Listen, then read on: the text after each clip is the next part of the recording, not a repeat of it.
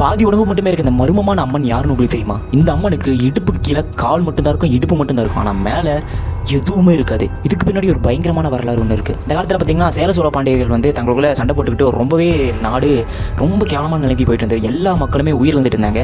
அதிகப்படியான சாவுகள் இருந்தது. இதெல்லாம் என்ன பண்ணுறது, இதெல்லாம் சமாளிக்கணும்னு சொல்லிட்டு 3 மன்னர்கள் சேர்ந்து ஒரு மகானை சந்திக்க போகிறாங்க. அந்த மகான் வந்து நீங்கள் வந்து என்ன சந்திச்சு எந்த பிரயோஜனம் இல்லை, நீங்கள் போய் பார்வதி கிட்ட போய் வேண்டுதல் வைங்க அப்படின்னு சொல்கிறாங்க. பார்வதி எங்கேயே தேடி அலையிறாங்க. ஸோ கோயிலுக்கு போய் வேண்டுதல் வைக்கிறாங்க. அப்போ வந்து பார்வதி தேவி நாங்களை வந்து மாயனூர் அப்படிங்கிற ஒரு இடத்துல சந்திக்கிறேன், ஸோ என்கிட்ட உங்கள் வரைகளை சொல்லுங்க அப்படின்னு சொல்லிட்டு அங்கிருந்து மறைஞ்சிடறாங்க.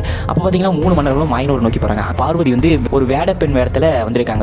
அந்த மன்னர்கள்ட்ட நாடு முன்னேறதுக்கான தீர்வுகளை சொல்லிட்டு அங்கேருந்து கிளம்புறாங்க. கிளம்பும்போது இந்த 3 மன்னர்களும் சுத்தாச்சிடுறாங்க. ஸோ வந்தது வந்து சாதாரண ஒரு வேடப்பெண் கிடையாது, அதுங்க தான் பார்வதி அப்படின்னு சொல்லிட்டு கண்டுபிடிச்சாங்க. மாதிரி கையெடுத்து கும்பிட்றாங்க, காலில் விழுறாங்க. நீங்கள் வந்து எங்களை பாதுகாக்கணும் அப்படின்னு சொல்லிட்டு கும்பிட்றாங்க. அப்போ தான் மதுக்கரை அப்படிங்கிற இடத்துல இந்த அம்மனுக்கு கோவில் அமைக்கிறாங்க. சோழநாட்டில் ஒரு மிகப்பெரிய ஒரு பஞ்சம் வந்தது. அப்போ போய் இந்த பார்வதி தேவி வேண்டாங்க. அப்போ வந்து பார்வதி தேவி என்ன பண்ணுறாங்கன்னா சோழநாட்டு பக்கமாக திரும்பி உட்காந்துருக்காங்க. இப்போ திரும்பி பார்த்தீங்கன்னா சேர நாட்டுக்கு ஒரு பிரச்சனை வந்தது. இதெல்லாம் சமாளிக்க முடியாது அப்படிங்கிறதுக்காக இந்த அம்மன் என்ன பண்ணுறாங்கன்னா 3 பாகமாக தன்னோட உடலை வெட்டி ஒவ்வொரு ஊர்லையுமே ஒவ்வொரு பாகம் போய் உட்காந்துறாங்க. இப்படி சோழநாட்டில் உட்காந்த ஒரு பாகம் தான் இந்த இடுப்புக்கு கீழே இருக்கிற கால் விட்டும் அம்மன் கோயில் தான் செல்லாண்டி அம்மன் கோயில்னு சொல்லிட்டு அழைக்கப்படுது. இது வந்து உறையூரில் இருக்குது.